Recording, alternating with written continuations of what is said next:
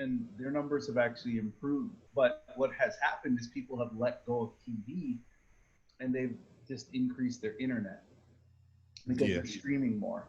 And so now Cox has like a set top box where you can get all your streaming apps. Like you can get your Netflix, your Hulu, your Disney Plus, charging like $30 a month because they're just like, you know what? If people want to cancel, give them the set top box, and that's what's really happening. But just TV industry has just changed so much, like the landscape of it, like just from the customers, they just nobody cares anymore about the 300 cable channels. What they want when they want it. They want Netflix, they want Hulu, they want Disney Plus. Those are basically the three. But now with Disney Plus doing the bundle, you have Disney Plus, Hulu, ESPN Plus. That's $13. If you're to get two of them, it's $12.50. So for 49 cents more, you get an extra channel. And Yeah. their subscribers went up from 60 million to 74 million the last quarter. So 14 million people more signed up. And they're not doing no WWE where you get the first one free. You're paying day one. Yeah. Doesn't matter. I'll talk about it on your show, but I really believe that eventually Disney's going to buy WWE. That's my prediction. I thought they was already on track to do that or whatever. I mean, they already fall up under the umbrella with all the acquisitions they got. Yeah, because I just think for them it would be like, okay, we'll buy WWE, get the WWE network, put it in our bundle, boom. And I mean, for them, they don't even have to literally charge you for it. They just have to put it in the bundle, keep the same price. They'll still make their money because they're going to get a dedicated fan base that's always going to watch that channel and all the others. Industry's changing, but industry's been changing. Oh yeah. That's why the It's way weird. people Like it's weird. Like just how you were saying, cable packages and everything, and everybody was leaving from that to go to streaming. Now they got like buku billion streaming services and shit. There's got like a streaming service for just about everything you want. before the pandemic, like 3 months before the pandemic, we found so many customers coming back. They didn't want. They left cable. They said, "Screw it, we're done." Then in all their neighborhoods, the internet speeds up slower and slower and slower, and the cable companies who have internet, they raise their prices. Then people are like, "Wait a minute, I'm paying $100 a month for internet. I can pay $100 a month and get all my channels back." And because I have the channels from cable, I can get all the apps. So I don't even need to worry about it. And then COVID hit and everybody went the other way again. So it's just this ever changing landscape. But I tell people all the time, that's why like when you look at ratings, wrestling fans are obsessed with ratings. I guess I contribute to that. But I look at them from a totally different lens. Wrestling fans just look at, oh, Raw sucks, it did this, AEW this, whatever. But as ratings go down for everything, prices go up. That's all. Yeah. Like look at the NBA, right? The NBA lost 70% of its audience during this NBA finals, and it had LeBron in it, Lakers in it. Miami last year they had a team from Canada. You can see here, and they had more ratings. It's just that people have changed the way they view things. That's all. It's just that simple. Yeah. It's weird. Right. You So know I, that. Well, who's your team? Well, Toronto, obviously, okay. but So I've said this. I might have said this on your podcast. You can ask me if you want. Growing up in Toronto, we didn't have an NBA team until 1996, 1995. So every week I got two games on CBS. You get this is before NBC had the NBA. You had the Lakers and you had the Celtics. I didn't like Larry Bird. I liked Magic Johnson. So I was a Laker fan. I was a Laker fan until 1995. Then I cheered for the Raptors on the East, the Lakers on the West. And so I've always been a fan of both teams. It's just the Lakers until LeBron got there have been so garbage for like the last, I mean, literally after Kobe's last championship, they were garbage. I mean, they didn't get out the first round, and they missed the playoffs for 6 straight years. I focus more on the Raptors because, like, I'm not going to stay up late at night to watch really bad basketball when Oklahoma City plays and Golden State plays and all these other teams play. So, I looked at the Lakers from a distance and I watched the games that I needed to watch, but I really watched a lot of more Raptor games because I'd watch both, but it's just like I can't put all my energy into the Lakers winning 12 games a year. Yeah. You know, and after Kobe retired, it was really, I mean, it was bleak for the 3 years before LeBron got there. So, you know, from being from Toronto, we don't win a lot. Like the Blue Jays won in '93. We didn't have a sports championship until the Raptors, and the Raptors have slowly taken Toronto over. You know, anybody knows anything about Canada knows it's a hockey country. That's what they say. Yeah. But Toronto is now a basketball city. It has taken over hockey because the Raptors are better run, they're a better organization, and Toronto is now a visibly minority city. Like I think 60% of people in Toronto are visible minorities. Well, people like me, my age, we grew up where basketball was our favorite sport, not hockey in Mm. Toronto. So then when they got to my age, they were the ones who bought season tickets. And they're like, I don't want Leaf season tickets. I want Raptors. My kids are going to go to Raptors games. And the Raptors have totally taken Toronto over. Plus, they win. And winning helps everything, right? Like when you Yeah. can get to the conference finals, you lose to LeBron, okay, no shame in that. Then you win the title. Then even the next year, you don't lose Kawhi and you're still you have the second best record. The Leafs are just the Leafs haven't won a cup since 1967. So it's like you think about Toronto, it's like a city that's just over time. You're like, wow, look at the city around me. It's all visible minorities. It's like, you know, one day it was all white. Snap your fingers, 40 years later, it's mixture and people like different things. It's kind of like Phoenix. You know, if you watch the election, Arizona went to Biden. Well, what happened, right? In 4 years, Arizona became this kind of melting pot of different ethnicities, and they voted for Biden, whereas they always voted red. Texas still always votes red, but the gap is shrinking. Yeah. You know, look at Georgia. Georgia is obviously a big one. Oh yeah. That's But I think the other thing that, and I don't want to talk about politics on your podcast, but the only other thing that I think really hurt, you know, Trump, and I don't really care because I wanted him gone, is military people turned their back on it because he disrespected the military. And that's what because I live in El Paso, and you know, Fort Bliss yeah. here is a huge army base. And a lot of people I know, my neighbors, everything, they're all in the military. And they're like, the guy said, if you're in the military and you get kidnapped or whatever, or you get captured, you're a sucker, you're a loser. Just can't support that. We lost a lot of military folks. Yeah. Yeah. I mean, shit. He was coming into term when I was getting out or deciding to get out. And I was just like, oh, I need to get out. It's funny because I have a friend of mine who's African American. He voted for Trump, and he said, "I don't get it. Lowest Shit, unemployment rate." I got a homeboy that I served with before I got out. He Hispanic, you know, born and Well, bred and everything. Come over here and he was voting for Trump. He still was Hispanics, campaigning.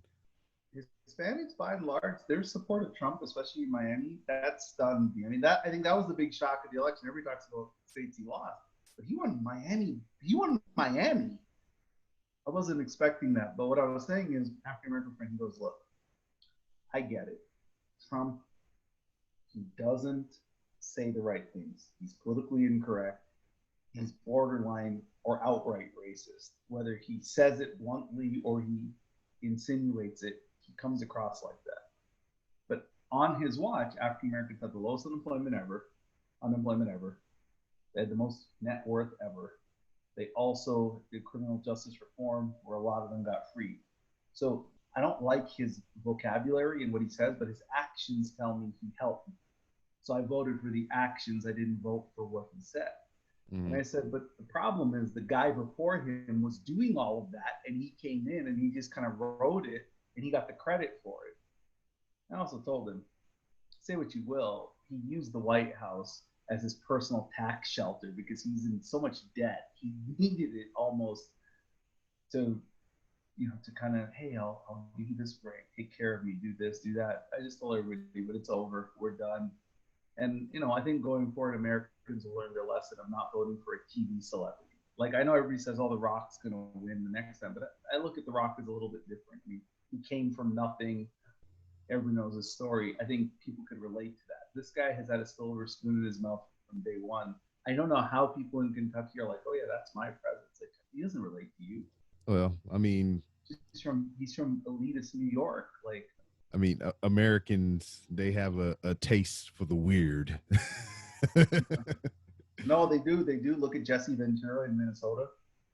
Um, Arnold Schwarzenegger in California. Ronald Reagan. I mean, when Ronald Reagan became president, people were like, "Oh my God, the actor! Like, what are you talking about?" Remember in Back to the Future? Well, if you're from the future, what's the president's name? He's like, You mean the actor? yeah, he's like, Ronald Reagan? Right. But then if somebody told me in 1989, but you go, in 30 years, Trump's going to be the president. Like Donald Trump, the guy who owns bankrupt casinos? No way. But it happened. I mean, it legitimately happened. So The guy from Home Alone, too? yeah, Boston, New York? I forgot about how many people know him from that little scene where he's like that way in Home Alone. But what I was saying is, like, I wrote down what I want to talk to you, but said, like I said, three things.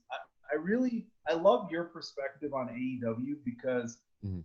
I think everybody I've talked to, they're either like, it's the greatest thing ever, Mm-hmm. or it sucks.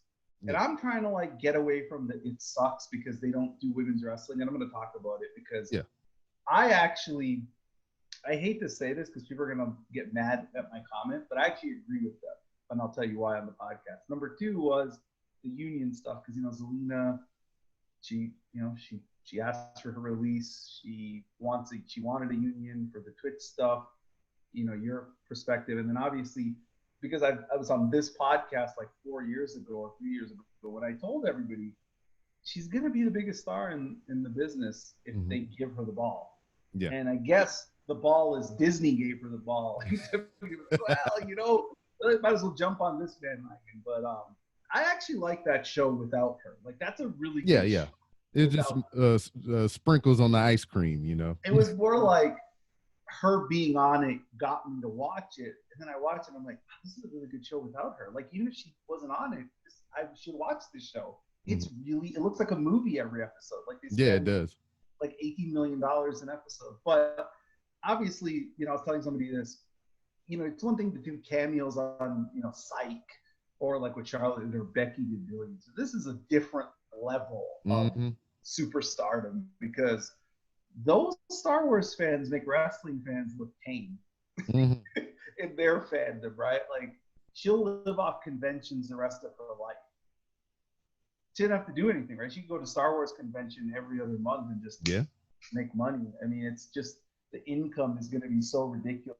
Not today, not tomorrow, but down the road. And if she has more than one appearance, I think she has 3 episodes. And then if they bring her back, it's just like it's going to be. But I always tell people, like, we should enjoy her now because I really think she's going to be gone. Like, I truly believe that in the next 2 years, it's going to be part-timer or once in a while who returns to TV because Hollywood pays a lot more. Yeah, I mean, and that's how it should be. I mean, professional wrestling, to me as a viewer of it, it almost seem like a platform to me. It's just like a stepping stone to something greater. You learn your paces, you learn everything here, and you apply everything that you've learned to something beyond this. Because I mean, if you're in wrestling, you only reaching that niche audience of professional wrestling fans. Yeah. But if you go beyond that, then sky's the limit. Look at The Rock. Look at Stone Cold to a certain extent. Look at John Cena now. I mean, see, that's that thing about The Rock and Austin and even Cena. Rock and Austin specifically is wrestling was so much more viewed by the masses when The Rock and Austin were on top, right? Like everybody watched it because it was like the cool thing to watch. As the audience shrunk to become what it always has been, which is there's a group of people who like it and will support everything. It's been harder for people to break out. Cena obviously did it. The Bellas did it.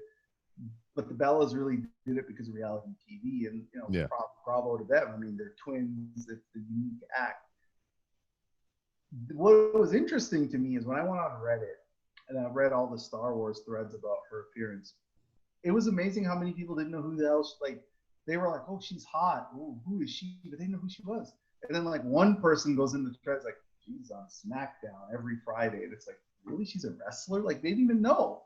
So that just tells me how much the audience has gone like this. Yeah. Because, the other one is she got discovered from Hot Ones. She didn't get Yeah, discovered from that SmackDown. was weird. I heard that. She said it. She Yeah, it said was it on on the the news pod. podcast. Yeah, she said, I got discovered from Hot Ones. I was eating Hot Ones. The director, or John Favreau, saw her. I was like, oh, wow, okay, I think I have an idea for her. What does she do? Who is she? They find out. It's like, oh, okay. But that just tells you that this is where I think Vince is old and he needs to move aside and let a younger, fresh perspective help him, because it's like you have these talents that can branch out if you let them, but But you you don't don't want to want them let to be them for whatever desperate. Yeah, reason. you don't want them to let them. And I think in her case, it was more probably like at the time, she almost left because of she didn't want to do it anymore. It's like, Yeah. oh, I might as well have to give in to her because at least I have her on TV rather than losing her. And obviously the rating numbers have proven what she can do. So it's like, ooh, I gotta give in to her. But like the Zelinas and he's just like, nah. And I don't know. I think that this new guy who runs the company now, Nick Khan, he used to be a sports agent. Maybe he'll come in and change the way they look at things. They're already hiring a Twitch manager. Yeah, I seen that. They posted the job, right? So yeah, whenever you want to go, those are the three things I really want to talk to you about. I mean, shit. I mean, we rolling right now. Let's just keep going. Wherever you want to start, let's start there. All right, let's start with AEW then, since you love the show, you watch it every week, you talk about why you like it. So the big criticism of AEW is they don't do women's wrestling well. They don't do it at all, right? That's their criticism. Even their best top tier women's matches are like marginal, mediocre WWE women's TV matches. And I always tell people, I actually think AEW, if I owned AEW, I don't think I would do women's wrestling at all. It's a controversial statement, and I'll tell you why. They're always the lowest rated segments on the show. If you break down their quarter hours, their women do not draw. In fact, what happens is when they put the women on TV, their viewers go to an NXT. And so if I owned AEW, I would be like, you know what? You want your women's wrestling? Go to WWE. Go to NXT. But sometimes when you do something bad, it actually hurts you more because you're just trying to fit in with the masses. Yeah. I were them, I would give their younger talent more shine. But I like, who I like from them is Jungle Boy. Yes. Taurus. I like the Darby Allin character is really, he's fascinating to me. I like Scorpio Sky. I think my problem with AEW currently is they're becoming WWE light. I see too many ex-WWE people on my TV screen. Yeah. I wanted to see the other guys, the guys who didn't get the spotlight in other companies, the Ricky Starks. I like Eddie Kingston. Like, if they stick to that, I think they are really an alternative. But when I see Luke Harper, Dean Ambrose, FTR, Matt Hardy. Oh, God, don't get me started on that shit. Jericho. It's like, okay, one or two ex-WWE. Jack Swagger. Like, we watched him in WWE. I'm not going to watch him on AEW. He was boring there. He's boring here. Yeah. See, what I looked at, to kind of go with your statement and everything about the ex-WWE guys, except for Swagger and Matt Hardy. When they left, I wanted them to prove themselves because Shawn Spears in WWE, to me, had all the potential in the world from what I was allowed to see. That was over. They just fumbled and mismanaged that shit to hell. Now when he comes over here, I was like, oh man, we get to see all this potential that he could have, achieved and all this other stuff. And I'm not seeing it. It's mismanagement again. They saddle him with freaking Blanchard. Tully Blanchard, yeah. Yeah, then they give him the glove thing, then the mohawk thing, and he had all the pomp and circumstance with that chair shot, but there was no follow-up and everything. And then COVID came into play, and now they have this limited pool of people that they can use as much as WWE. And now they're just starting to circulate these newer guys and these indie talents and everything. One, to give, what I like about AEW, they're giving people opportunities. Even the ones that aren't under contract, they still giving people jobs and paydays and things like that. So I appreciate that about the company. Another thing is just I understand why Jericho is there. And Jericho, I agree with. Okay, yeah, that and makes sense because he's a big star. yeah, He's a big star.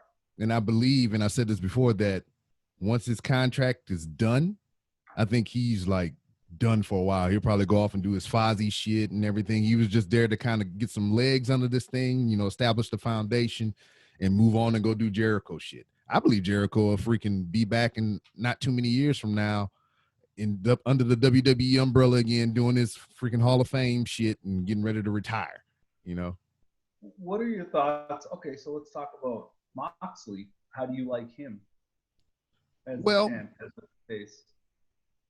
Well, aside from what was presented previously in WWE, I mean, it still feels the same to me because I'm so much more used to him there than I am here. And he's been here, over a year or so now. Oh. And it's still like, I'm still trying to figure out who this guy is. I mean, they give him free reign to talk and everything, and he's a good talker, but he still has that WWE stink on it. And what was really evident of this is when him and Kingston got into the promo. Now, Kingston, he feels it. He's in the moment with it, and he reacts accordingly.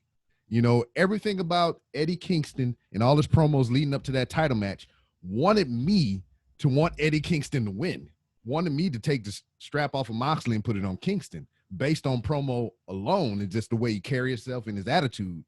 Moxley still feels like a scripted character because Kingston has the ability to ad-lib. I know Moxley does too, but he seems like he's still sticking to that old hat, that old script type shit. Like, I have these points and I got to make these points just like how these points are laid out. And Kingston was just throwing monkey wrenches in the shit. And he was like, hey, trying to get the ball back, Kingston's an incredible promo. I mean, he's an incredible promo. He just, because he comes across natural. He reminds me a lot of Samoa Joe.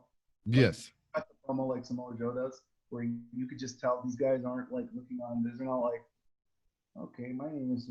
They're like, they're within their character. The problem, though, the big AEW problem is, let's look at their champions, right? You have Moxley, ex-WWE. You had FDR. You had Harper. You had Cody. And so to me, that's the other thing. Like the Luchasauruses, the Jungle Boys, and Scorpio. Like, I thought Scorpio Sky should have won the TV belt from Cody. Yeah. He was white hot. And it was like, he lost. Yep. And then Luke Harper won, and I was into the whole Dark Order thing, and then he lost again. It's like, yeah. Okay. And then we haven't seen him since. I mean, look, I know a lot of people love Cody, and I know why. I mean, he has the look, he has the charisma. But as a wrestler, he's never really done it. No. And it's, like, and you know what? For no reason. And you know what? It's not even that. They like his intentions with professional wrestling, I think, more than, it's almost like a AAA situation, I mean, he had the benefit of being, I guess, like a more, I don't know if I'm using my words right, being a more iconic wrestler back in his time of wrestling.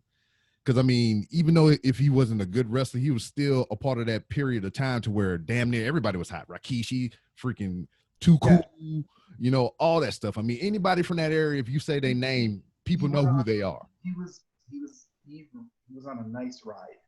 Mm-hmm. If you go back and watch back then, everybody was over. Yeah. But the reason you knew everybody wasn't really over, like on TV, everybody was. If you go look at house show numbers, if Austin wasn't on a house show, they're selling 6,000 less tickets. Mm-hmm. If The Rock wasn't on it, if The Taker wasn't on it, like those were the three guys who people paid to go see. Yeah. Like, I don't remember anybody in late 1999, 2000, like, I gotta go pay to see Triple H. You paid to see Austin, you paid to see The Rock. Mm-hmm. Everybody else was just on for a nice ride. But back to AEW, they have really good young talent. They really, really do. But they're not different. No. I need them to be an alternative. New Japan is actually different than WWE. Oh man, I've been enjoying New Japan as of most recently, even so much so that I went back most recently and I watched every IWGP Intercontinental Championship title change match. They got it all chronologically in the New Japan World app, and I've watched it from when MVP won the inaugural tournament all the way up until I think I'm to where um, Nakamura. I think Naito just got it back from Ibushi or something like I mean, that. you think about it, right? They made that title mean so much. Mm-hmm. They main evented Tokyo Dome with Nakamura as champ because he was more over than the world champ. Yeah. And that hasn't happened in WWE since Macho Man probably had the Intercontinental title and Mr. Yeah. Perfect or somebody like that. Where, Mm-hmm. I used to go to house shows in Toronto where Macho Man was the main event as the Intercontinental champion. He would sell out, and Hogan would come the next month. He'd sell the same amount of tickets. But the fact that you had two guys with one guy has the top belt, the other guy has the lesser belt, he would draw. Cena, when he was the U.S. title champ, he would draw, right? Like people would watch to see the U.S. title challenge. I just, to me, what I love about AEW is they promote well. Like as soon as their show's over, they're telling you what's on next week. As soon as that show's over, they're going to tell you what's on next week. They build long-term storylines. They do that very well. Yeah. But Also, what the crux of AEW right now is what I feel is just the people who are on the show also run the show. And, and that's kind of a hard pill to swallow for a lot of people because, they think, oh, the Bucks booked the show, so the Bucks is going to have the belt. Oh, Cody books the show, so Cody's going to have the belt. Cody's always going to be on TV. The Bucks are always going to be on TV. Kenny Omega, that's a whole nother episode in itself, but he's got stake in the company, so he should be this and this. But contrary to that belief, he's been booked very badly, as far as and he's booked himself, and that's on purpose. Because he's like, well, see, I want to show you that because I'm part owner or executive, I don't have to win every match. I'm going to lose every match. But the problem is, I wanted New Japan Kenny Omega on AEW for the last year and a half. Like I wanted that guy who, when he had a match, it was must see TV because he was just that damn good. He just didn't feel like he felt different in AEW. Like they almost like cheapened him. They made him lesser. The problem with Cody is he did the whole, oh, well, I lost, so I can never challenge for the world title again. And it's like they paint themselves into a corner because they're trying to show you they're not going to get everything their way. Yeah. Rather than just going. I like Santana and Ortiz a lot, and I feel like they're lost now with the inner circle. I feel like everybody loves MJF. They think he's like the next thing, but I've seen his character. It was called Ted DiBiase, and Ted DiBiase did it way better. Like I felt when Ted DiBiase would kick the ball out of the kid's hand and stuff. Like I felt that. That was like, well, that's not a nice guy. But MJF, it's like I'm not into it, but there are parts of AEW I like. Like I said, they should not worry about women's wrestling. I know they seem to say, "Oh, we're committed," and it gets them in a lot of trouble because they keep saying it, and then you get these bad matches, and it's like, "Oh, how committed are you?" But if you really look at this from a business standpoint, they shouldn't even have it on their TV. It does the lowest numbers. When the other company has everybody, like they literally have everybody, why would you try to compete? Unless Charlotte is gonna one day, I'm gonna go to AEW or Becky or somebody like that. You're not gonna really move the needle, right? That's why I think it was interesting a year and a half ago. We'll talk about it later. When the rumors for Sasha was leaving to go to AEW, that might have done something because then you would have got the people coming over there saying, "Ooh, okay, she's there. Let me go in and work with her." But they don't have a star. Like to me, that's what AEW's women's division lacks. They don't have a star.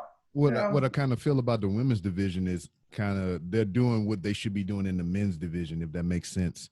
They have all these, lesser known talent in the women's division. So it's kind of hard to get behind that division as it stands now. And they don't have a really big depth of pool now to where if you did that with the men, we could probably have something there. It'd be really fresh and everything. But since you have that in the women and you don't have any established talent, any, mainstream, been on WWE or around the world type talent that I've seen anyway, that I've seen, it's suffering. I mean, they put Vicky Guerrero in there for whatever reason. I mean, it's not a bad addition, but she's not a performer. She's not an in-ring talent. That looks XWE. That's all that says. Oh, it's like, I'm going to get somebody who had a hot career in WWE. I'm going to bring them in. Matt Hardy. No need. There's just no need, right? Like, you could have let him be an agent or something. That's what I'm not against that. That's Matt Hardy's role. That's what it should be as of current. I mean, he's not even as physically mobile as he could be or should be. His matches are an eyesore. I mean, it's like, I've seen the broken Matt gimmick. Yeah, I'm done with it. I've seen it over and over and over again.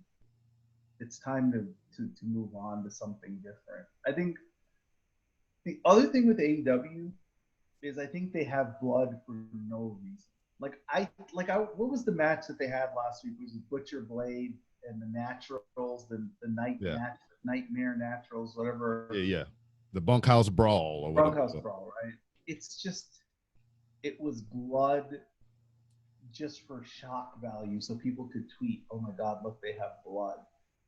And I didn't need that. And I was like something this. The promo Roman. Did you watch SmackDown last night? No.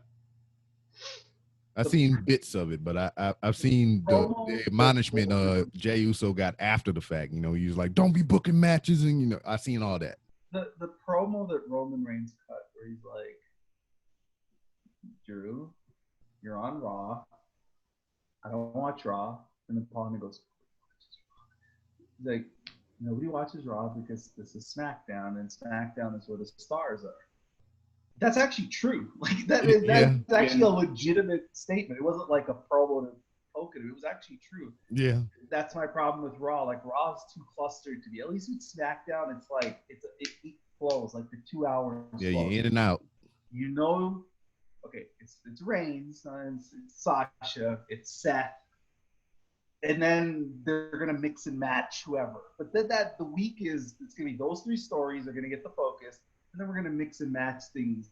And now we're going to sprinkle in Bianca. And eventually, I'm sure Bianca will be a huge part of that show because they're already it's kind of obvious what direction they're going with her. But it's just like AEW had something when I saw all that young talent. And now every other quarter, I'm seeing an old WWE star. And it's like, you're supposed to be the alternative. You're not supposed to be TNA of 2006, and that's kind of my fear with AEW. And I don't knock them for not focusing on women's wrestling. They don't do it well. Why would you do something that you don't do well and keep at a focus? You're just going to get people to critique it over and over again. Like even I think it was Meltzer. He's like, "Oh, that match was good," and Brian's like, "No, it wasn't, Dave." Like you can't even lie about it anymore. That AEW has these women. They really don't. Like they just have bad matches. TNA's women I like more than AEW. Yes. I actually like the TNA women's division. I like NWA too. Like the ending with Thunder Rosa. I like her. I like Serena Deeb, and I thought WWE dropped the ball with Deonna Purrazzo. I thought she had something. Like I think they could have done something with her, but. The problem with WWE, the only problem I have, the only critique of WWE's women's division is it feels like there's 6 women that they focus on. Yeah. And everybody else just comes in. And I think Bianca will be in that mix now. But, the last 5 years, it's been the 4 horsewomen, Alexa and Asuka. And for some weird reason, Nia Jax. Yeah, but that was because of Alexa, though, right? Like her whole story was with Alexa. It wasn't like she had her own story. And now she's just around. And if you look now, I mean, somebody did this. It's like in 2017, Asuka, Sasha, Alexa were all in the main stories, and it's 2020, and they're all in the main stories right now. But the thing is, they have such elite level talent in the women's division. They can put on great matches. That's what AEW doesn't have. AEW doesn't have talent and go out there and just kill a match and have a great match. Mm-hmm. Not But yet. no, I think it's also their booking. They book the women matches. They overcomplicate them. Like they don't have enough characters. Well, With what's weird about the women's matches, and and it's, guess I'm being insensitive in saying this. They make them too chatty bitchy like. yeah, It's yeah, just I like saw that. all this other bullshit or whatever, rather than Okay, being women that wrestle. that's a good segue. What did you think of Brandy's promo? Oh, I thought it was a good promo, but it did not fit the character of Brandy. That's what I was saying. Like this, your master's degree educated executive Brandy Rhodes. You've been like the brains of the Yeah. operation. It's just like she's inconsistent character wise. So it's like it wasn't a bad promo. It's just inconsistent with who she is. I mean, and that's a problem in itself. She's not even consistent with who she is. She's a fucking dollhouse, nightmare family shit that they had. Then she's EP co-branded whatever the fuck, and then she's this, and now she ratchet type shit. I mean, what lane are you gonna be in? To me, that promo was strictly designed to get people on Twitter talking, right? That's what it was. It wasn't like when I watched it, I was like, okay, this is strictly we got to have something has to go viral. So we're gonna try to attract this different audience with Shit, Brandy, Cargill went viral for me. right? And that other girl, what's her name? Jade Cargill. She has something. They have something. She's a freaking performance center tryout person. Yeah, yeah, she has something. Oh yeah, she has all the things. There's something about her that sticks out that I like about her. Just like last week I posted a picture of her in cosplay. She cosplayed as Storm, and that was like one of the. I saw that picture. Yeah, see, exactly. I didn't even know that was her. Quite honestly, like I just saw, I was like, wow, that's a good looking, that's a good looking woman. But she has something, and it goes back to, one of the things that I'm like, what they're gonna do with her though, right? Through my people who work in TV, when Fox acquired or got SmackDown, they made their roster based on people who attract your attention on TV. They didn't say, okay, you know what, he's booked the best, let's take him. And then, oh, this person is this.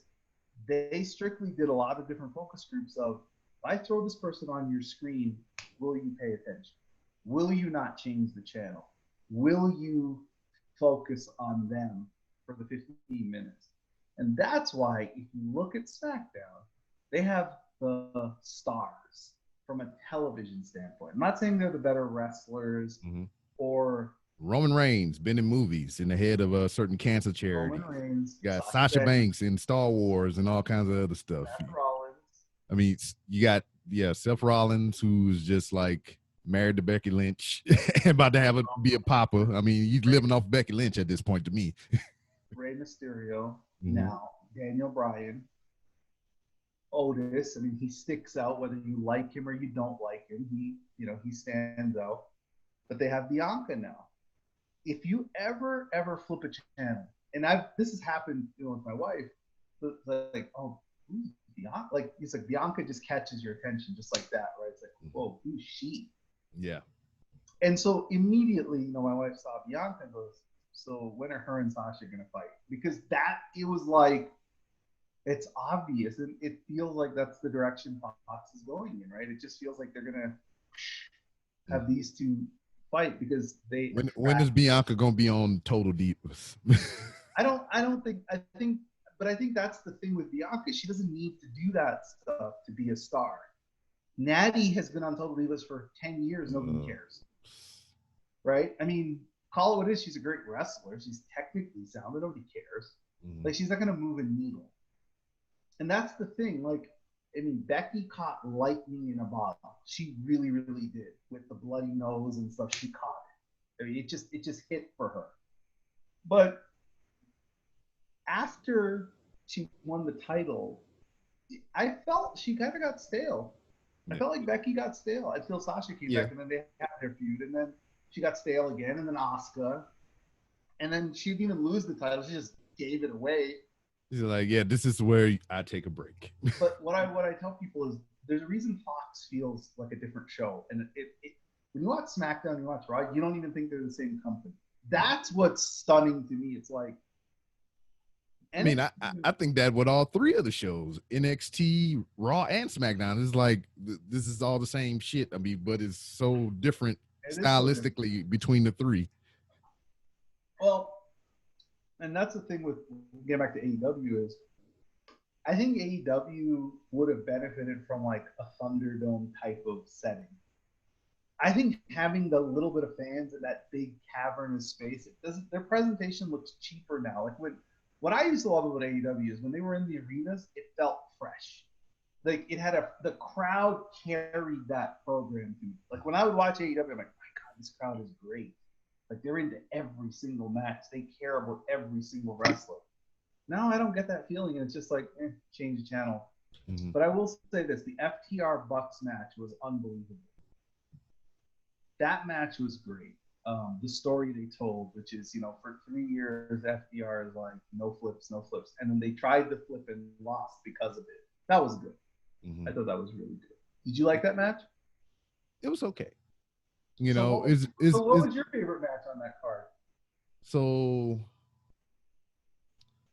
and it is my wrestling brain works weird and whatnot. I watched it from beginning to end or whatever, but it was just like, okay, you had Mox and Kingston. I just enjoyed the pomp and circumstance around that match. The match itself was just like, I mean, it's plunder match. You can make all those fun. MJF, Jericho. I like what it could be potentially setting up, which is MJF taking over the inner circle. I see that. Or, right? I mean, he's busting them up from the inside. Yeah.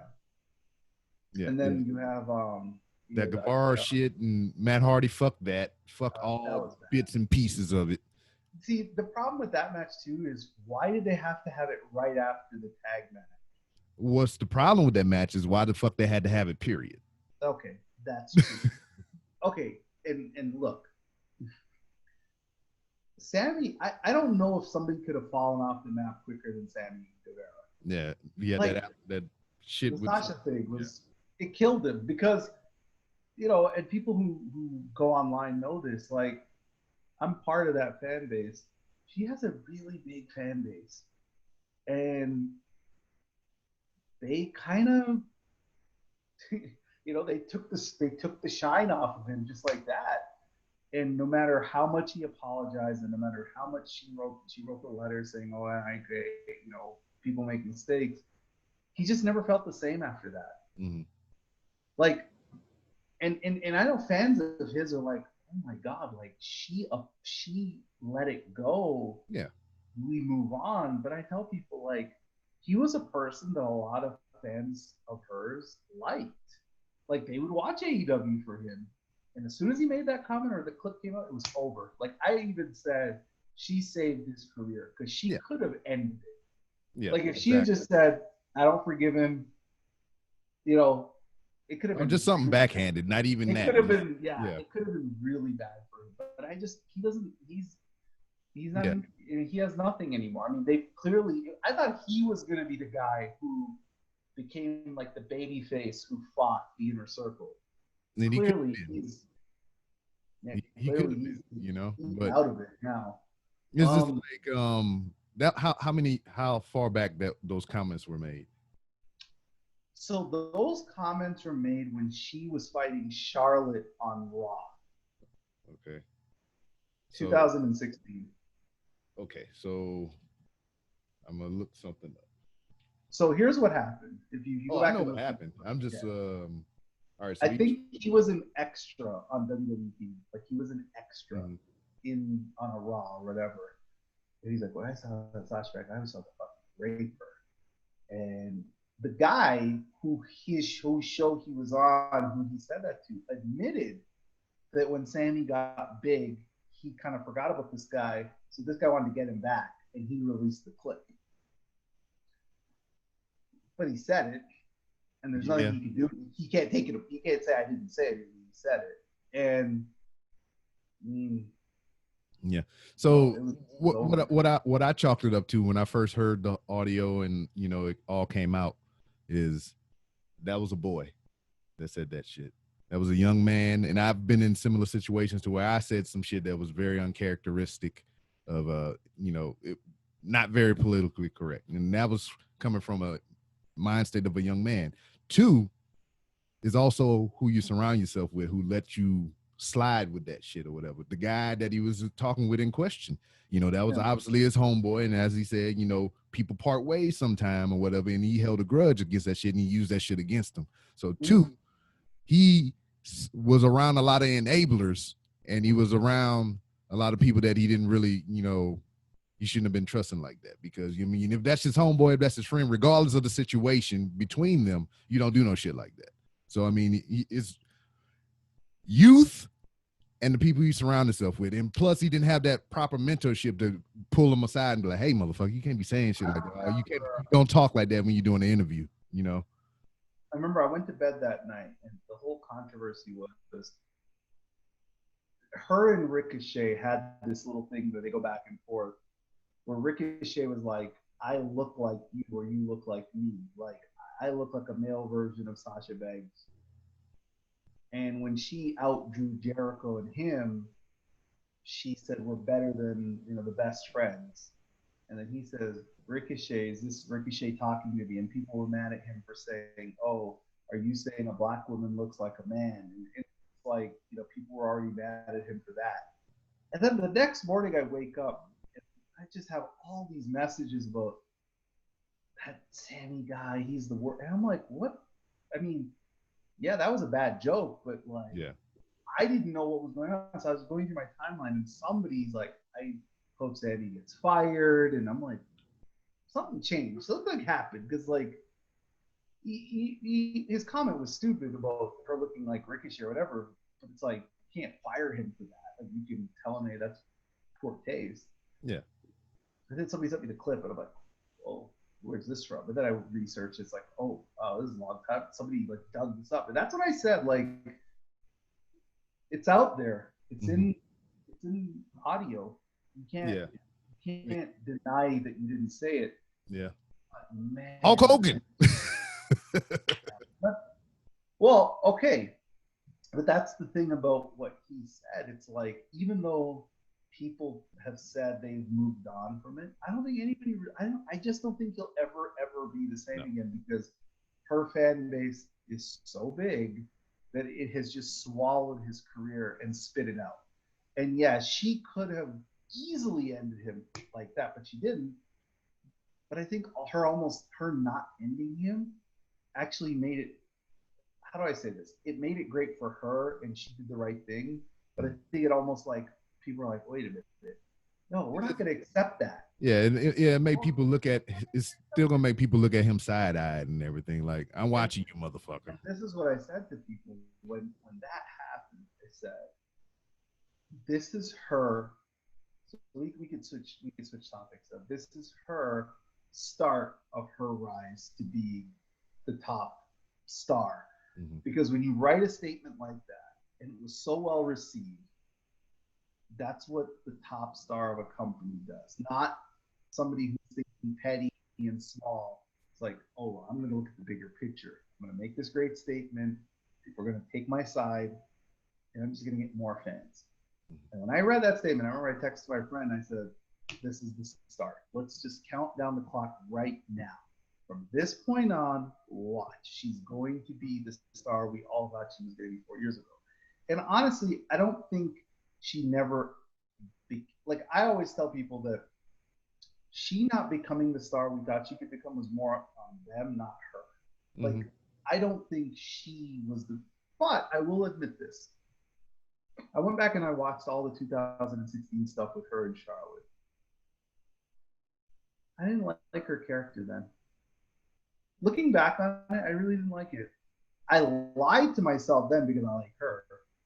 But I went back and I watched her promos and I watched her, the 10-year-old girl. This is my lifelong dream too much of the costume jewelry. She dressed kind of half anime, half like I don't know, like it. I kind of think it's the best thing that ever happened to her that they didn't completely push her to the moon then, because now she still feels fresh. Mm-hmm. Like if you look at her compared to the other three Force women, even Alexa, you could throw Alexa in there too. They all feel kind of stale. Mm-hmm. Well, the thing that Alexa has is like she just has a presence about her, like her acting ability and the way she delivers her content. I believe that's what draws her into a lot because she don't really wrestle that much anymore, but she's always on TV doing segments and But stuff that's like that. Alexa. The payoff has never been in the ring because she's not that good. Mm-hmm. She's okay, she's serviceable, but she's not going to put on a classic. With Sasha, the payoff was always the match because you knew the match was going to be great because she's a great wrestler. But now she has everything. Because I mean, I don't know if you listen to Mark Henry or whatever that show's. I think it's called Busted Open. Yeah. Mark Henry's like, she's the best dressed wrestler in the business. Look at her outfits every week. Mm-hmm. She looks like a star. Every single week she comes out, she looks like a star. And Fox, they're not stupid. Look at how they present her. Yeah, it's just like it's not so much, I tune in for her matches. It's just damn, I want to see what she's gonna wear next. But that's the thing, right? People are always going to tune into her matches because she's that good. But now she comes out, she does her pose, they go to commercial, and when they come back, people have tuned in more because everybody's talking like, oh, if you see her, go change the channel, and then people come in and they watch her. But I feel vindicated because I have been screaming to the heavens for years that she was going to be way bigger than Charlotte, bigger than Becky. I mean, nobody considers Bayley, but okay, those two. And now she's actually going to do it. Like when I watched her at Mandalorian, I'm like, oh my God, she's the biggest star they have. Like it just hit me like that. Like, holy cow. She has a fan base now from Star Wars that's way bigger than wrestling. Word. And it is. But I think finally why she's been given the ball is because she was the only one who wasn't stale. If you really look at Charlotte, what do you do with her character? Like, there's nowhere they can go with her. She wins every title. She's won every big match. And in a lot of cases, that's hurt her because people look at her as somebody who's held other talents back. And it's not her fault because she's not the one who books the show. Mm-hmm. But people are like, oh, I'm tired of Charlotte. She just wins. Like her beating Rhea, that was stupid. That was just dumb. Yeah, that wasn't good. Like, and what did Rhea get out of it? Rhea was like went on a tailspin and then Io, and then now Rhea's back up. They spent so much time in making Rhea this superstar. She beat Shayna. She won War Games. She pinned Sasha. She pinned, she went toe to toe with Becky. And she was to Charlotte. She beat Bianca. And I think that's why I think Charlotte taking this time off has been good for her because I think people will get a chance to miss her. Yeah. If they do. But if she comes back and she just keeps winning titles, they won't care. Mm-hmm. With Sasha, the reason that it worked is because even though she was a slimy heel, people always felt like they never pushed her. So there was always that you could turn her babyface and people will sympathize with it. Then the whole defending the title story. I'm glad they got rid of that quick. I know people wanted to see that thing drag out till TLC, but I was just like, get rid of it. That's a stupid angle to have. Oh, I can win the title, but I can't defend it. It's like you're a Texas guy. It's like Tim Duncan. He's won 5 titles, but he's never actually repeated as champ. Who cares? He won 5 titles. But no, I feel vindicated though, Rob, because I said I mean, how many times did Derek and Matt have their argument back and forth about Charlotte, Sasha, and it's like now it's like a no-brainer. Sasha looks like the star. Charlotte's cool, but she doesn't feel superstar. So Sasha feels like, and the ratings prove it. Yeah, I think it's just like they know they have in Sasha. The potential to grow beyond what she is now is evident. As you're saying, but Charlotte is wrestling royalty pretty much. I mean, it's a claim to the name, you know, the But queen. that's what's hurt her. Yeah, but I mean, it hurts her in a sense, but as far as wrestling goes, professional wrestling, this box right here, professional wrestling, she the top. That's it. You know, because Sasha, with all this potential and acclaim and star power and everything, she gonna go away and do other shit. Where to I think Charlotte is just gonna stay in this box, and But Sasha Charlotte is gonna go one who out here. wants to do other stuff, right? Like she wants to go and do TV and all that stuff. But it goes back to, Roddy Piper wanted to as well. and he was great in They Live, by the way. Yeah, that one movie. But I always tell people this: the difference between Sasha Banks and Charlotte, Sasha Banks and Becky Lynch, is Sasha looks different. Mhm. Yeah. It's that simple. She looks different. Like I'm in a chat room on Twitter. We're all Sasha fans. Most of the people in that chat room are white men. Mhm. They love Sasha. They see nothing about Charlotte. They see nothing about Becky. They Yeah, see because they want to dominate the species. That's all. they to them, Sasha is like the best looking woman, and the others are just there. They're You're like, what is that? What is that right. behind her? Is that buttocks? Why are Like, her buttocks are nice and what is that? okay, but Alexa, I mean, I'm in the chat room telling them like, oh, Alexa's really attractive. Like, I'm like the non-white guy in the chat room, and I'm like, Alexa's like, she's fine. Like, Yeah. Alexa's, she's hot. Mhm. But to them, they're like, basic. Sasha, everybody else is here. And then when I look at her rating numbers, which this is where I was going with this conversation, Mhm. it's amazing that she kills with white men. She gets that viewership in spades. Nobody else is doing that in the business. She is. White men love Sasha Banks. I mean, and I think that's something that you can't really teach. You can't teach that. You can't manufacture it, right? It's like either you got it or you don't. And I think she has it. And the Star Wars thing is just gonna take her to another stratosphere because it's like when I watched that episode, I was like, oh my god, she's so look at her with that big gun. That looked like people are like, that was so sexy. She just has this big gun and she's ready to point it. It's like, but I told people this. You know what's going to be very interesting for her because they're going to get to Bianca, right? Like this story feels like she's going to have the title for a while, and when they want to give it to Bianca, Bianca's going to take it off. Mm-hmm. And that should be the story, by the way. Bianca has to be the person who beats Sasha Banks. Mm-hmm. Nobody else, because it would be useless. How can Sasha make herself fresh up to Bianca? Because we know the Bayley feud was great, and we know Bianca will be great. Can she carry Mella? Can she carry Liv? Can she carry Natty? And then we get to Bianca. That will be interesting for her. Oh no, never mind. I was about to say Lacey Evans, but she's on Raw now, right? She's on Raw. Well, that's the other thing. They cleared the deck for Sasha. Like, look at the roster. The SmackDown women are all sent away. It's literally Liv, Ruby, Natty, Bianca, Chelsea, but she just got injured. It sucks. She broke her arm on SmackDown. Yeah, I heard. Yeah. What I like, because I know people complain about this on Twitter, right? Oh, Sasha's only on for 4 minutes and she cuts barely a promo and then she gets kicked in the head by Carmella and they're done. I tell people, less is more. Haven't you guys figured this out? Do you know why she draws more numbers than Reigns? Because Reigns on 9 segments. Not saturating all over the place. Right. And I said, look, she comes out, she's super hot, she cuts a quick promo, she talks trash, people are glued in, and she's gone. And it's like, I want to see her next week. That's how you pull people in, and that's what they're doing with her, which is smart. I have no complaints about the short promos. No, I mean, all of them should be short. Yeah, I don't want to see 18-minute promos. I want to see quick, to the point, boom. And, I tell people this all the time.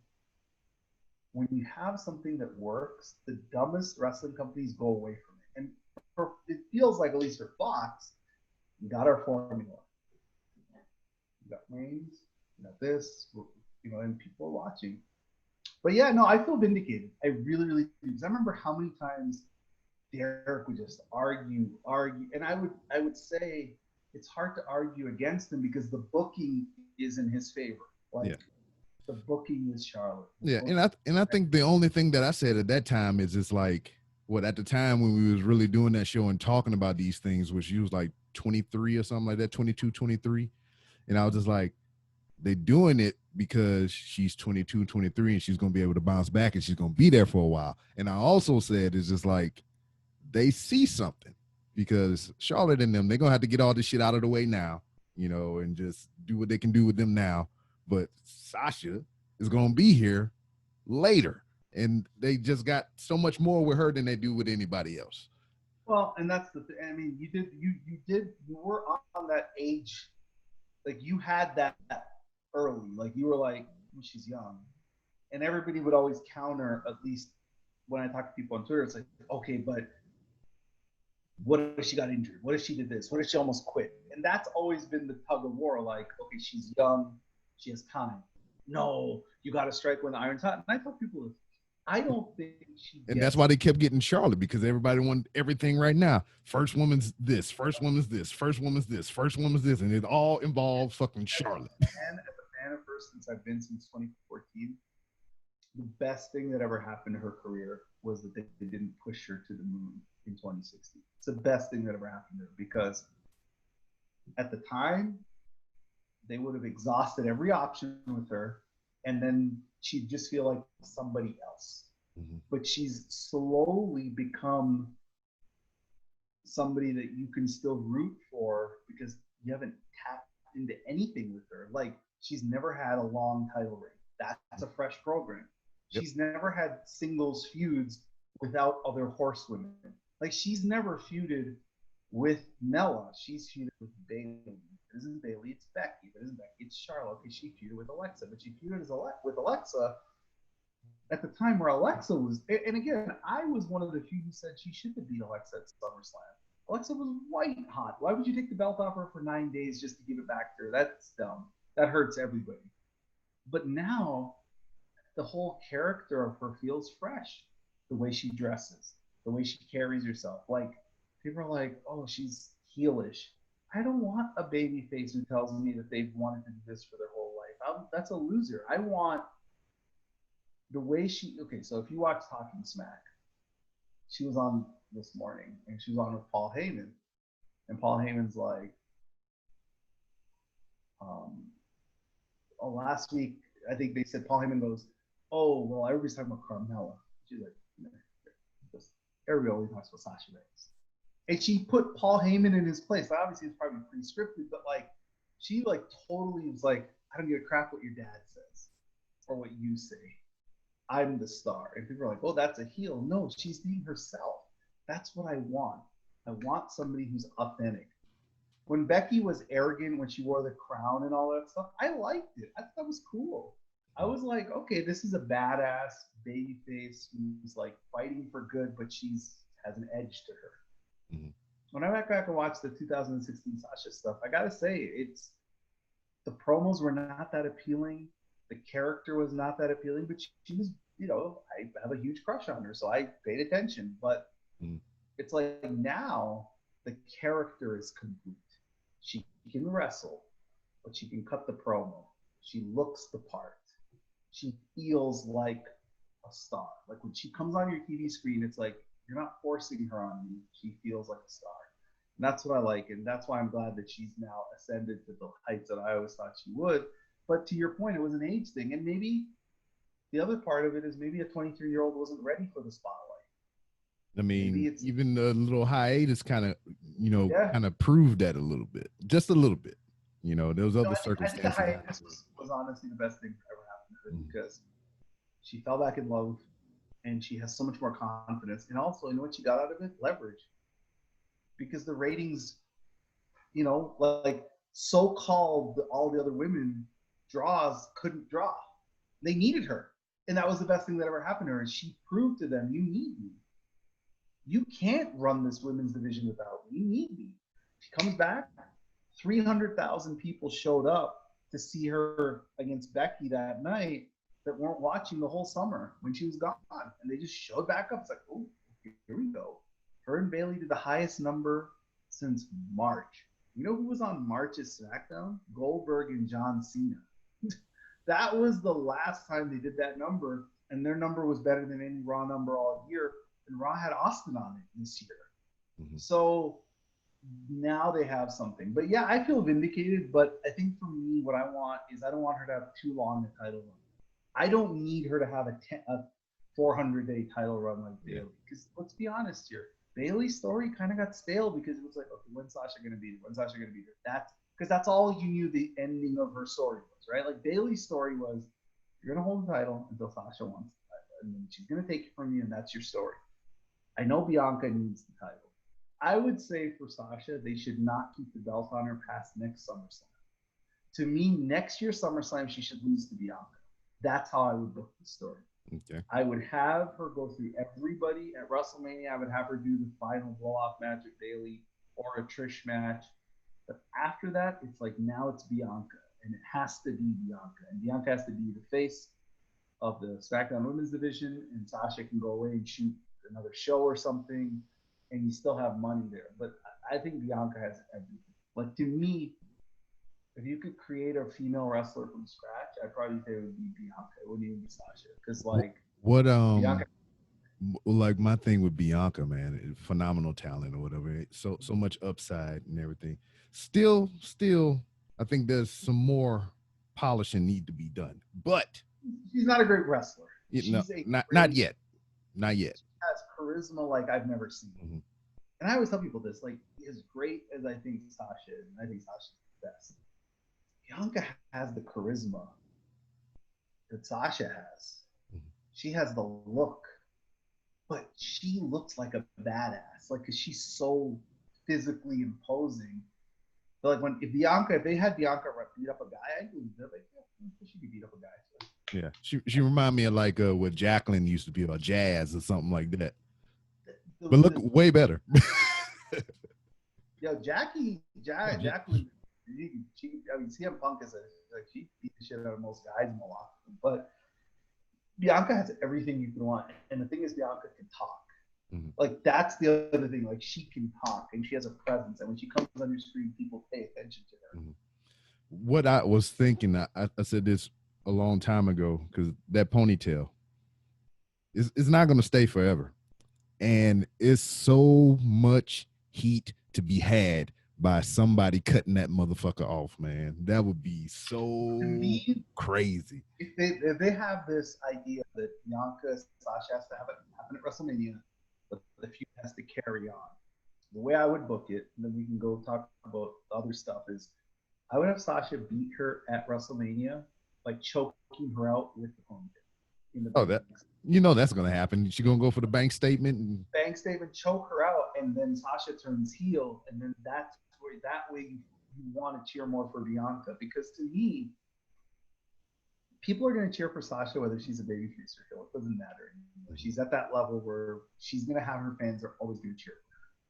But the one thing I always tell people about this, if you look on Twitter, if Bianca is the one who takes the belt off Sasha, nobody will complain about it. People will not get mad about it. There will be no, oh my God, why did they take the belt off Sasha again for her? Bianca's that person who, if WWE doesn't want any lashback, Bianca has to beat her. And beat her in a convincing manner. Like maybe the first match Bianca loses, but the second match Bianca like almost beats her in like 4 minutes. Like literally goes up there and just crushes her to kind of cement her as the face. And Bianca, here's the crazy thing. Bianca's 3 years older than Sasha. That's crazy. Yeah. That is crazy to me. That I was like, oh, Bianca's the next young thing. It's like she's 3 years older than Sasha. That just says how much Sasha has actually accomplished at 28. Like she's done everything already. I wanted to get your opinion on this. Zelina Vega got released yesterday. Mm-hmm. Obviously, she got released or she asked for her release because she wanted to keep her Twitch channel. And WWE didn't want people to keep the Twitch channel, blah, blah, blah. She fought, stood up, got let go, or requested it. What are your thoughts on the whole wrestlers and union thing? That's how we could wrap up.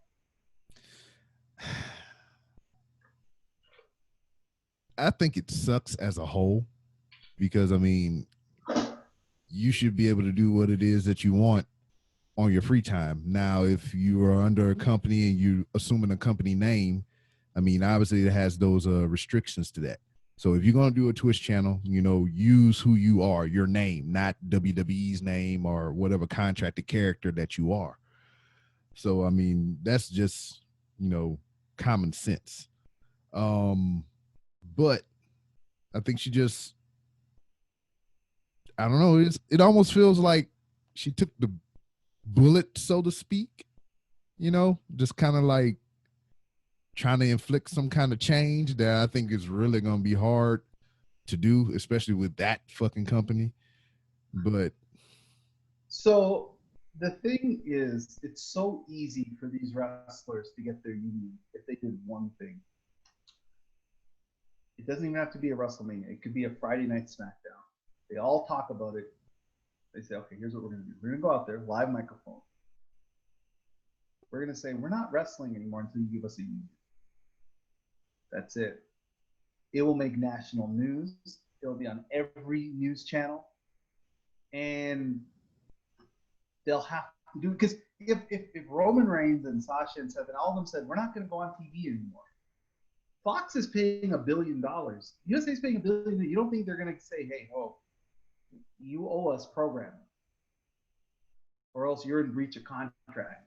If you don't give us 52 weeks of live programming, we could cancel your contract. You don't think Vince is going to sit down and say, okay, let's talk? Of course he would. But everybody they have figured out we just divide and conquer. I'll talk to Rob. Rob will never talk to Raja. Raja will never talk to this person, and you'll just take care of them individually. But if they were all easily come together and say, we're going to unionize, they can't do anything about it. They really can't. Because what is WWE going to lose $2 billion in TV money? No. Health insurance does not cost $2 billion a year. Mm-hmm. Neither does more wrestling-related revenue. Like, it's actually very easy to do. But every wrestler in the business thinks as an individual. They don't think as a collective, and that's why it's happening. Mm-hmm. Zelina stood up, but Zelina's not big enough on her own to make a difference. She's replaceable. I like Zelina. I think she's super talented. I think she'll do great when she goes to AEW or wherever. But AEW doesn't have a union either.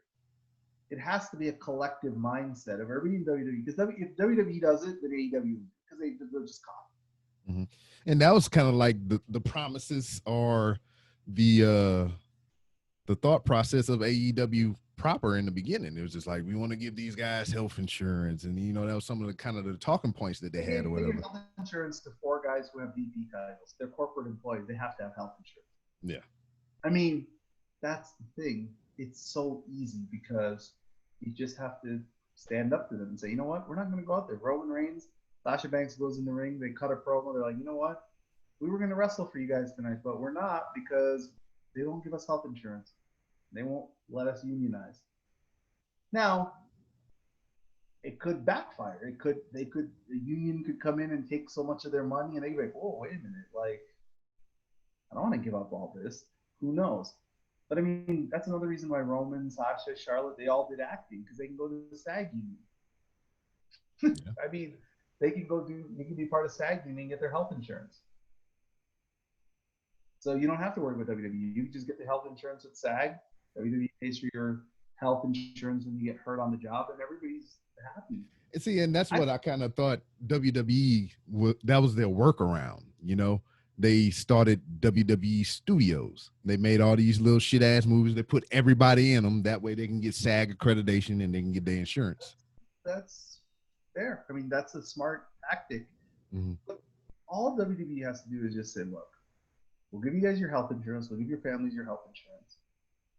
But we'll pay for your travel. We'll pay for your meals. We'll do all that stuff. But your money's going to be less. Because, and I'm not going to say who it is, but it's a very famous wrestler told me this when I interviewed him about independent contractor. This was like in 07. This is a former WWE World Champion. He said, look, I'm a top guy. I can get first class travel. I can get first class rental car. 5-star hotel, but it comes against my money. So what I do is I get more money up front and I book my own stuff because I save money. Because I don't need a 5-star hotel room. I'll stay at a Marriott Courtyard because they'll book me in the penthouse suite of a Marriott and they'll say, oh, we paid $500 for that night. They'll just take it against my money. I can get a hotel on Hotwire for $80. I get more money. Yeah. Some wrestlers like it. Like, we assume every wrestler wants a union. That's not true either. Mm-hmm. My thing is, if they really, really wanted the health insurance and the union, there's an easy way to do it. You just have to be unified. All talk. You're not going to go up for WrestleMania. What are they going to do? Roman Reigns versus The Rock. If that's the main event, Roman Reigns goes to The Rock and says, look, man, I want to get health insurance for everybody in the company.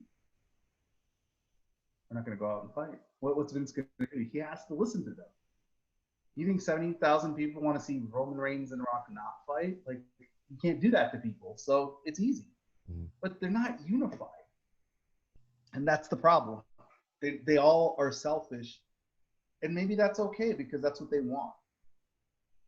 Yeah. And then me personally, I mean, it's just like you're saying, it's just a matter of convenience. You know, I've been in a job to where, you know, I had to go places and all kind of stuff, and the shit was taken care of for me. And me personally, I like that shit. I ain't got to worry about doing this, doing that, and doing everything like that. But, you know, you got to weigh your options because, you know, it did cost me a little bit, but it didn't cost me enough to where I sacrificed my comfort. You know, it was just, but, you know. I mean, most corporations, like when you work for big companies, they fly you, they rent you the car, they do all that stuff for you. But I'm also not making I'm not making $2 million a year either. Yeah. You know, it all depends on how good your agent is, how good your lawyer is to negotiate the deal. Because the thing I've always been told about WWE is if you know how to play the game, you can get a lot of money. Just depends on how you play the game. Yeah. And that's kind of the sad part of it is just like you get these people, mostly the younger ones, that come in with all these freaking loving eyes and this ambition is like, I wanted to be a wrestler all my life. And you're like, here's WWE with this contract. Just, I'll give it here. Give it to me. That's the problem. Everybody, this is their lifelong dream, and they get taken advantage of. You have to get past that. Like, if you're an NBA player, you're not just playing for the love of the game. Like, you're going to try to get the most money you can make. Mm-hmm. Same thing with a wrestler. Try to make the most money you can make. That's why AEW is good. Like, it's great for wrestling because now there's a competitor and they can't lowball you. Okay, so I know I've hit my hour. I feel like we covered what we wanted to cover. You need anything else from me? High five. High five. I want to join. I want to go on your show when other people are on it as well. Yeah. So let me know when. Like, are you guys going to do a Survivor Series prediction show? Yeah, we're gonna try to. I think Nick want to get down that. Oh, I got the appointment right here. So that is the 22nd. Yeah, you want to get down that Sunday morning. All right, I'm game. So thanks, Rob, for doing this. I enjoyed talking to you always. It's good to see you. If you need anything from me, let me know. I'll be in the chat with you guys. Yeah, I need some J's. All right. Size 13. Size 13. Okay, I got it. I'm just fucking with you. I don't wear no J's anyway. All right, Chief. Let me know what you need. All right? All right, man. Take it easy.